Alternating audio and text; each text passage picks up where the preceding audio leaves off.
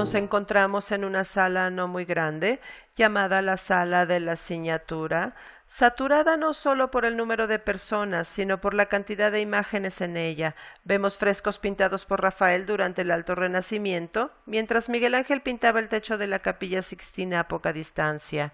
Esta sala era originalmente una biblioteca, parte de las habitaciones papales, es decir, donde vivía el Papa.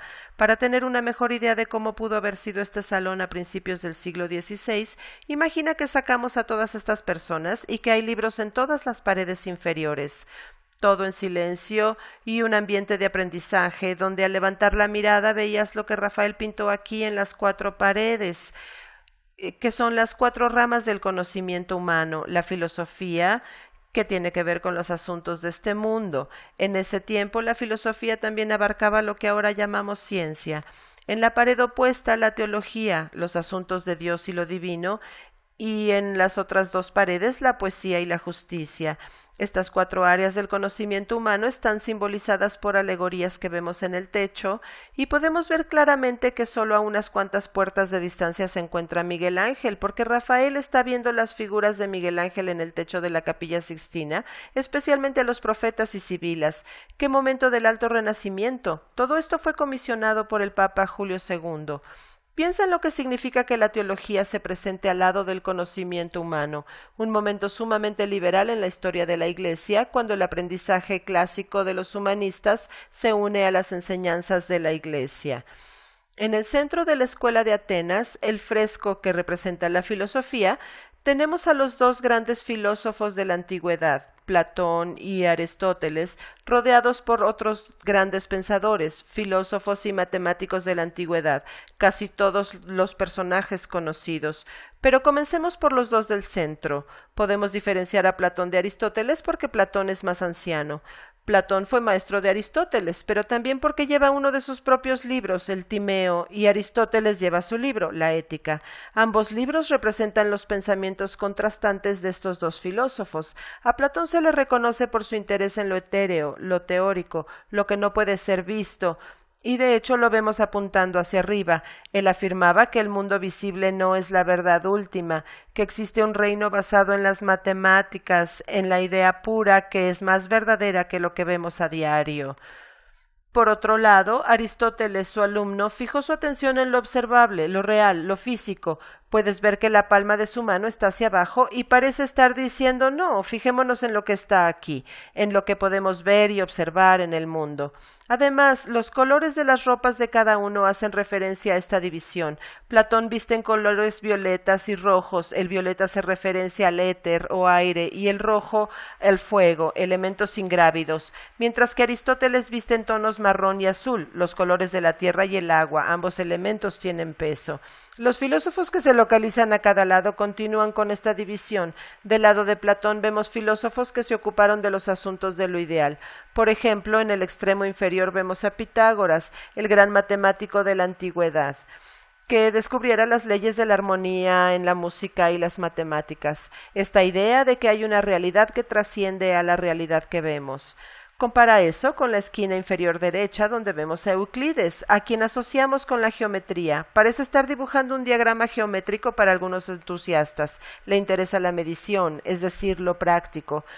El que sirvió de modelo para Euclides era amigo de Rafael, llamado Bramante, el gran arquitecto a quien el Papa Julio II le pidiera un proyecto para una nueva basílica de San Pedro, y es muy apropiada su reencarnación aquí como Euclides, pues el diseño de Bramante para la basílica se basaba en una geometría perfecta de círculos y cuadrados. En la arquitectura que Rafael construyó para la Escuela de Atenas es muy notoria la influencia de Bramante y al mismo tiempo muy acorde con la Roma antigua. Tenemos bóvedas de cañón artesonado y pilastras. Es un espacio que ennoblece a los personajes pintados en él. También vemos representaciones de la escultura clásica. En los nichos de la izquierda, del lado de Platón, vemos a Apolo, el dios del sol, de la música, de la poesía, elementos muy relacionados con lo platónico, y a la derecha vemos a Atenea, la diosa de la guerra y la sabiduría, más relacionada con los asuntos prácticos del hombre. La escuela de Atenas parece oponerse a lo medieval, cuando el conocimiento se transmitía por autoridad y había que aceptarlo, pero aquí en las paredes de la habitación papal tenemos esta sensación de que el conocimiento se está compartiendo. Se muestra la historia de la acumulación del conocimiento con hermosas imágenes que se mueven con gracia, sus cuerpos reflejan su sabiduría y conocimiento internos. Rafael no puso nombres dentro de la pintura. Quizá lo único que los identifica son los títulos de los libros que portan tanto Platón como Aristóteles y nos pide entender quiénes son ellos a través de sus movimientos y sus vestimentas. El artista ha dividido ambos grupos, a la izquierda y a la derecha, y el centro está casi vacío, y lo hace por dos razones. Quiere lograr la perspectiva lineal en la parte inferior de la pintura para equilibrar los sólidos ortogonales en la parte superior y a la vez abrir paso para que Platón y Aristóteles puedan bajar las escaleras. Pero en la parte frontal central tenemos dos figuras, Diógenes y, aún más interesante, Heráclito, filósofo de la antigüedad, quien parece estar escribiendo y pensando en silencio, él solo. La mayoría de las otras personas en la pintura están interactuando con otros, pero no este hombre. Parece estar sumido en sus propios pensamientos y está escribiendo sobre un bloque de mármol, y sus rasgos son los del gran artista Miguel Ángel, conocido por su personalidad más bien solitaria y sombría. Rafael lo ha pintado aquí en la misma pose que el profeta Isaías en el techo de la Capilla Sixtina, aunque Isaías mira hacia arriba y aquí el Heráclito Miguel Ángel mira hacia abajo. Rafael le rinde tributo a Miguel Ángel, el gran artista, personificándolo como Heráclito, el filósofo que creía que todas las cosas estaban en cambio incesante. En realidad esta figura de Heráclito es posterior. Rafael terminó los frescos, agregó un poco de estuco y añadió esa imagen. También debemos observar que Rafael se incluyó a sí mismo. Es el joven mirando directamente hacia nosotros con una boina negra, rodeado por los astrónomos más importantes de la historia, incluyendo Ptolomeo, quien habló sobre los movimientos de los planetas, y Zoroastro, quien sostiene la órbita celeste. Estamos tan lejos de la concepción medieval del artista como artesano. Aquí el artista se considera un intelectual, está a la par de los más grandes pensadores de la historia, alguien que puede expresar estas ideas importantes.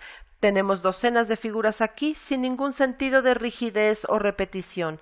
Rafael, como Leonardo en la Última Cena, divide a los personajes en grupos y cada personaje se mueve libremente entre los otros. Mis personajes favoritos son los que están justo detrás de Euclides.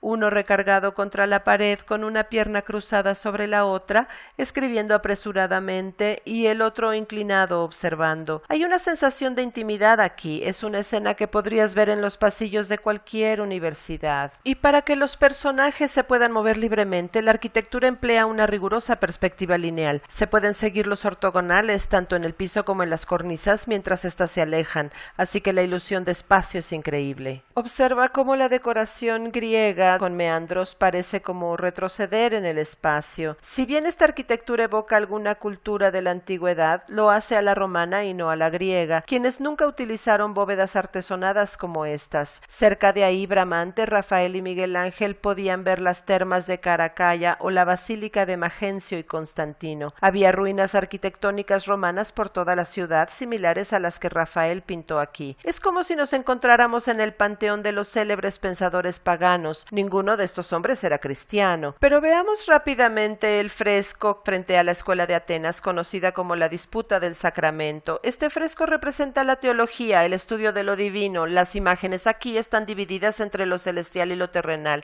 Casi hasta arriba vemos a Dios Padre en el domo celestial. Bajo él Cristo, con un magnífico halo de cuerpo entero o mandorla, con la Virgen María a su derecha y San Juan Bautista a la izquierda. Justo abajo se encuentra una paloma recargada sobre otro disco dorado, el Espíritu Santo. Los tres juntos forman la Trinidad. A cada lado de la paloma se encuentran los cuatro evangelios, Mateo, Marcos, Lucas y Juan, que narran la historia de la vida de Cristo. En esa estupenda banca de nubes se sientan los profetas y santos. Podemos reconocer, por ejemplo, a Moisés sosteniendo los 10 mandamientos. Luego, otro círculo más abajo contiene la hostia o el pan que milagrosamente se transforma en el cuerpo de Cristo durante la misa. El pan funge como el lazo entre el cielo y la tierra. Podemos ver cuán separados están el cielo de la tierra en este fresco y la importancia de ese lazo. Las figuras en la parte inferior son papas, obispos, cardenales y miembros de varias órdenes religiosas. Podemos ver un retrato de Dante, el gran poeta medieval. Pareciera que las figuras en la parte inferior del fresco vienen a adquirir conocimiento divino a través del milagro de la hostia. Dos figuras, una a cada extremo, parecen estar alejándose de ese conocimiento divino, pero están intentando convencerlas de regresar. Aquí, en la sala de la Signatura, lo que fuera la biblioteca del Papa Julio II, se vive una celebración en todos los aspectos del conocimiento humano.